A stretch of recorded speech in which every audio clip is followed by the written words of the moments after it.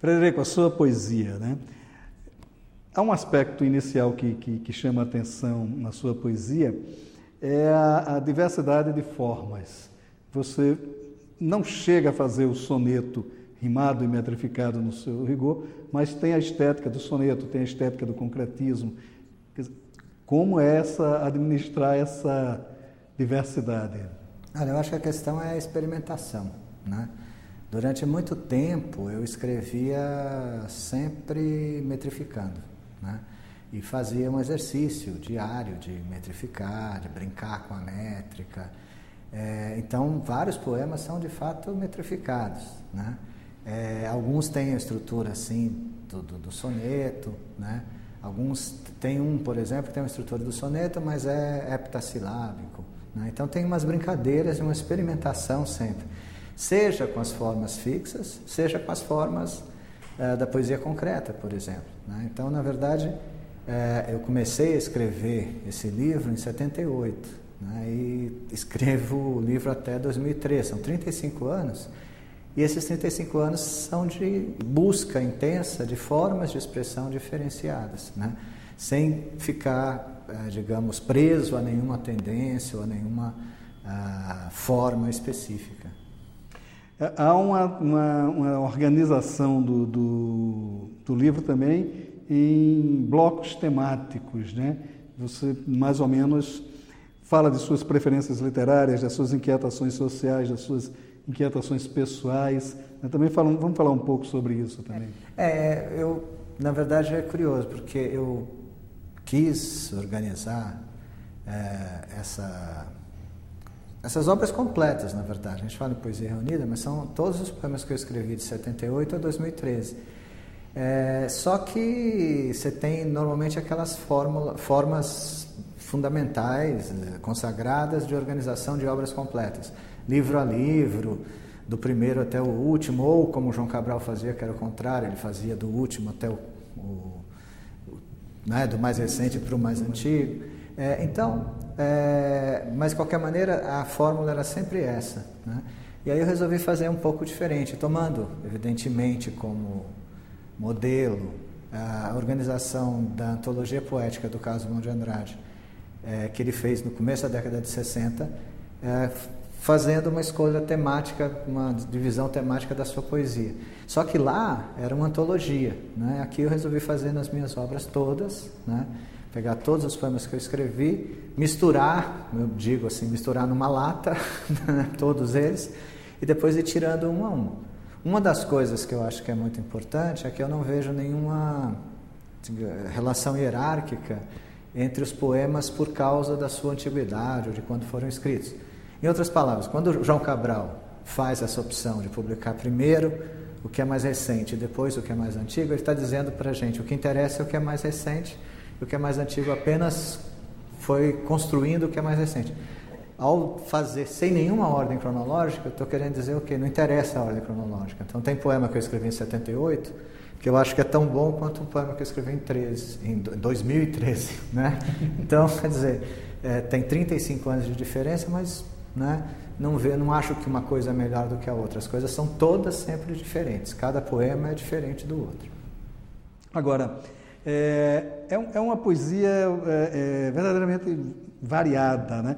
E você brinca com alguns mitos, bota Petrarca numa janela do Leblon, salvo engano, ou do Leme, acho que é do Leblon mesmo. Quer dizer, você discute um pouco com o Ferreira Goulart, com o próprio Carlos Drummond de Andrade, com Ariano Suassuna, você está sempre, quer dizer, questionando, né, o teor artístico mesmo, é uma discussão meramente artística, né? Quer dizer, como é brincar também com, de certa forma, com esses mitos, né? É engraçado, tem um poema, por exemplo, que eu escrevi, que se chama Sem Nem, cujo refrão é sem crer em nada o tempo todo, e as pessoas associam, muita gente que lê associa uma série de escritores, etc., e, na verdade, a grande inspiração para fazer esse poema foi uma canção do John Lennon, né? Uma canção intitulada God, cujo refrão é I don't believe in, né? Eu não acredito em... E ele fala, não acredita em várias coisas, inclusive não acredita nos Beatles. Então, enfim. E é onde ele fala aquela famosa frase, "The dream is over", né? O sonho acabou e tudo. Então, esse poema parte, mas também dialoga com alguns poemas do Augusto de Campos, dialoga com um poema do Drummond. Então, esse diálogo é constante, né? Com a literatura e com várias formas de arte. Tem vários poemas que eu escrevi a partir do cinema, da pintura, etc. Na verdade, da vida, né, que eu levo e, portanto, das referências que eu acabo tendo. Você colocou uma questão de discutir, né? Porque realmente, às vezes, quando eu leio um poeta criticando o rock, por exemplo, falando mal do rock, eu tenho que me manifestar a favor do rock, né? E quando eu leio, enfim, um poeta, quando eu digo que um poeta se diluiu, que um poeta, de certa maneira, cedeu, que tinha uma obra muito, muito boa, e de repente essa obra foi caindo, né, em qualidade, talvez até para alcançar um povo, uma população maior, são discussões importantes da gente ter, né? E como eu falo, são discussões, né? Você fala, Ariano Suassuna, eu não consigo aceitar aquelas coisas do Ariano de que não interessa o que vem de fora, aquela xenofobia dele, que era uma coisa meio de personagem. Eu tinha o maior respeito por ele, pela figura dele, pela pessoa dele. Conheci Ariano e ele era muito amigo do meu pai, mas eu não posso também ouvir aquelas coisas que ele dizia, né? De que, para provocar até, né? Falando, mas tinha gente que levava a sério, então a gente precisa se colocar também, falar, pera, não é por aí não, né? Eu sou mais da antropofagia do que do armorial, né? É isso. Agora, é uma poesia também, que é interessante, construída ao longo desse...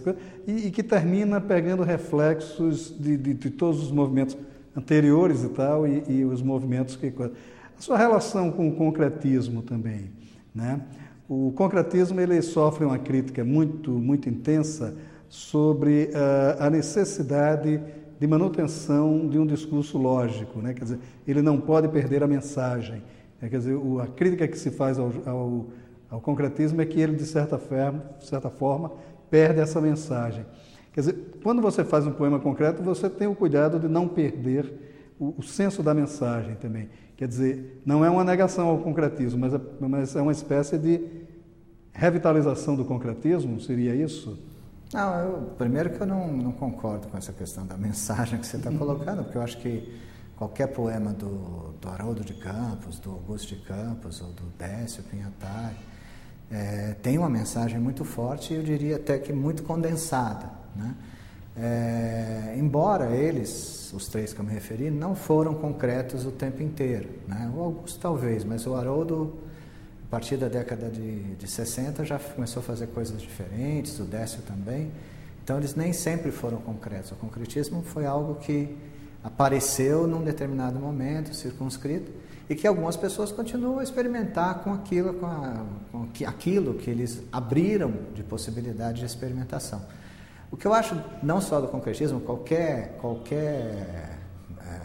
estilo, qualquer coisa que você utilize para a arte, deve acrescentar formas de expressão diferentes, né? Não limitar, né? Não vou fazer um poema de amor porque eu não posso, porque eu sou um poeta frio, calculista, concretista. Não. Tanto que eu fiz, inclusive, um livro que vendeu mais de 20 mil exemplares, que é um livro de poemas de amor, chama-se Cantar de Amor entre os Escombros. E eu fiz meio com raiva, porque as pessoas falavam, ele é um poeta frio e calculista, concretista. Então, eu peguei os meus livros anteriores, eram 4 naquela época que eu tinha escrito, peguei os livros anteriores, peguei só os poemas de amor, fiz uma antologia de poemas de amor, né? E que vendeu pra caramba, que as pessoas... Na internet tinha mais de 1 milhão de acessos, o site, quando eu tinha o site, agora não está mais no ar, mas... porque as pessoas procuravam os poemas de amor, né? Mas o poema de amor não precisa ser piegas, né? Não precisa ser um poema feito no modelo tradicional. Pode ser um poema feito com uma linguagem experimental, um poema feito com tentativa de fazer alguma coisa nova, diferente, né? Mas ao mesmo tempo falando de algo fundamental para todos nós, que é o amor. A sua poesia de amor, ela está toda aqui também, né? que é um amor curioso também, porque ele não é o amor erótico, ele, embora tenha alguns momentos de erotismo, e não é o amor de dominação, como era o amor que o Vinícius cantava, por exemplo, né? Mas é uma coisa meio que de parceria entre as relações. Quer dizer, como é que você viveria essa sua poesia de amor? É difícil definir assim, né? Mas eu gostei muito do que você colocou, né? Certamente de parceria. Eu coloquei uma parte do livro, eu dei o nome de Da Pele e Outros Órgãos, né? Porque tem a questão da sensualidade, do sensual específico, da pele e também dos outros órgãos, principalmente o coração, né? A questão do próprio amor e muitas vezes da sexualidade básica. Então, existem várias formas, né, nessa poesia de amor. Mas a tendência, eu tenho vários poemas que eu acho que são muito interessantes, são poemas da ausência, né? Poemas pensando na ausência da mulher amada e tal, que eu acho que esses poemas, em geral, têm uma força muito grande para quem lê. Uma coisa também que chama a atenção na sua poética é a relação com as cidades, com os espaços urbanos. Meramente urbano, eu não, pelo menos que eu lembre assim, não lembro de nenhum poema que tenha o espaço campestre como inspiração, é o espaço urbano mesmo, né? Quer dizer, e é uma relação curiosa, porque é uma relação de pertencimento, você está dentro do espaço urbano, você se sente, né, dentro desse espaço como parte desse espaço urbano, né? Quer dizer, como é um pouco também essa poesia. Olha, na verdade, eu acho que é muito importante isso, é interessante. Campo realmente não me atrai, né? Tem um ou outro poema sobre praias, né? Mas em geral em cidade grande. Então, assim, basicamente, duas cidades aparecem principalmente. A Recife, onde eu nasci, né? Então tem alguns poemas sobre Recife, tem um sobre a Rua da Moeda, que é onde você tem o rock de Recife, onde nasceu o Mangue Beat, né? A Rua da Moeda é uma rua no Recife antigo que é muito bacana, e você vê lá um monte de gente vestida com camisetas do Iron Maiden e tal. Então isso me inspirou um poema sobre a questão do rock. É nesse poema, inclusive, que falo do Goulart e do Ariano, né? Mas tem alguns poemas, muitos poemas também sobre São Paulo, né? Eu escrevi muito sobre São Paulo, e às vezes até por encomenda, de uma época que o jornal Estado de São Paulo me pedia um poema a cada aniversário da cidade, então eu escrevi vários para eles. E nesses poemas, a partir desses poemas, eu acho que eu criei uma coisa que eu acho que é interessante, que é uma palavra que não existe, né? Que é a palavra sintopia, né? Assim como o Thomas Morris pôde criar a utopia, então vamos criar também a sintopia, que significaria o quê? Significaria todos os lugares ao mesmo tempo, né? Assim como sinfonia são todos os sons, simpatia, todos os sentimentos. Então, sintopia, né? Esse é São Paulo. São Paulo é a cidade que resume todas as cidades ao mesmo tempo, né? Então, é a cidade mais multicultural da face da Terra, né? É impossível ser mais do que São Paulo, e acho que isso é uma coisa interessante, né? Eu sou muito apaixonado por essa cidade, pela diversidade que essa cidade representa, né? E talvez até que é típico como dizia o Caetano, dos novos baianos, né? Das pessoas que chegam a São Paulo, que vieram a São Paulo e que acabam sendo mais apaixonadas pela cidade até do que os próprios nativos da cidade. E a questão também do humor, né? Sua poesia está muito permeada pelo humor, pela brincadeira mesmo, chegando quase que naquele conceito que foi muito próprio da geração de 22, né? Do poema piada, da coisa, né? de brincar um pouco com as palavras e até com os sentimentos mesmo, né? Quer dizer, como é essa presença também? Eu me lembro do João Cabral uma vez se queixando porque ele falava, minha poesia tem muito humor, mas as pessoas não percebem. Ele falava lá de umas cenas do Morte e Vida Severina que são engraçadas, mas que é de um certo humor negro, né? Então eu gostei muito de você falar que tem humor, eu também acho que tem alguns poemas, boa parte deles tem, inclusive nessa questão da brincadeira com algumas palavras, né? Eu me lembro de um poema que falava assim, não sou cego, e isso já foi pichado nas ruas aqui em São Paulo, fiquei super feliz de ver, Nem sei quem pichou, nem tinha meu nome, nem nada, só estava lá, né? Então, assim, é um pouco a questão da brincadeira mesmo com as palavras e também rir dessa realidade que a gente vive, que também se a gente não rir, né, ninguém aguenta, né? Agora, você falou de uma questão que sempre desperta muito a curiosidade. Quer dizer, o poema por encomenda, né? Quer dizer, um jornal lhe solicita um poema, você escreve um poema. Como é a sua oficina, pelo menos, o seu fazer poético? Como é isso? Eu já aceitei várias encomendas e não entreguei. Entendeu? Várias vezes, inúmeras vezes. De o cara convidar, escreve para tal número de tal revista, e fala, tá bom, vou escrever, e não escreve, né?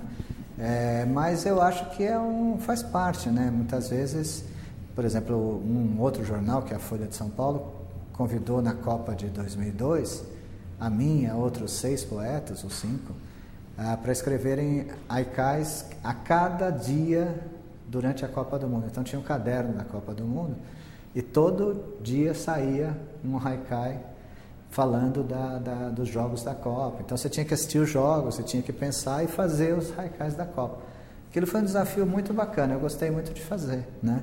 Era meio aflitivo, né? Porque você tinha que assistir, e agora como é que eu vou fazer esse haikai, tinha que entregar na hora. É aquele trabalho do texto jornalístico, só com poesia, né? E eu me lembro que acabei fazendo o último haikai, né, depois que o Brasil foi campeão. Aliás, é por isso que o Brasil foi campeão, né? Porque teve gente fazendo poesia em relação... Depois, você pode ver, nunca mais chamaram. E nunca mais o Brasil ganhou. Nunca mais ganhou nada. Então é bom, né, as pessoas se lembrarem de chamar os poetas para... E aí eu me lembro de o último que eu fiz, que era assim: penta, gritos, glórias. Agora, pensa, Brasil, muda a tua história, né? Penta, grito, glória. Agora pensa, Brasil, muda a tua história. Esse foi o último que eu fiz, né, no final. Então eu acho um desafio bacana, mas como eu falei, às vezes eu não consigo fazer mesmo, acaba não entregando, né? Dá um certo sofrimento, porque você tem que fazer o poema e tal. Eu tenho uma dificuldade muito grande para escrever, eu escrevo muito pouco, né? Então é uma coisa que eu gostaria, aliás, de fazer mais, né? De ter disciplina para escrever mais. Eu acho que com disciplina você consegue escrever muito mais, se organizar para escrever, né? Mas eu não tenho essa disciplina, então eu acabo escrevendo nas brechas, né, que o trabalho acaba deixando a gente fazer. Mas você continua escrevendo, né? Porque a antologia ela vai até o 2003, mas você continua... 2013. 2013. Mas você continua trabalhando sua poética? Mas é muito pouco, assim, eu tenho escrito muito pouco, acho que eu escrevi 2 poemas no ano passado, assim, né? Esse ano ainda nada. Então, mas eu tendo a achar que é uma coisa meio quântica, assim, né? Eu escrevi 2 livros na década de 90, na década de 80 e começo da década de 90, eu escrevi 2 livros, publiquei esses 2 livros. Aí parei de escrever durante 7 anos praticamente. Aí voltei, já publiquei um livro atrás do outro, parei um tempo, né? Tende a ser um pouco assim, né? Uma coisa mais cíclica, de ir acumulando uma série de coisas, e aí quando vem, o que eu acho que é interessante é que vem diferente, né? Quer dizer, vem formas diferentes e preocupações diferentes do que você está escrevendo na poesia.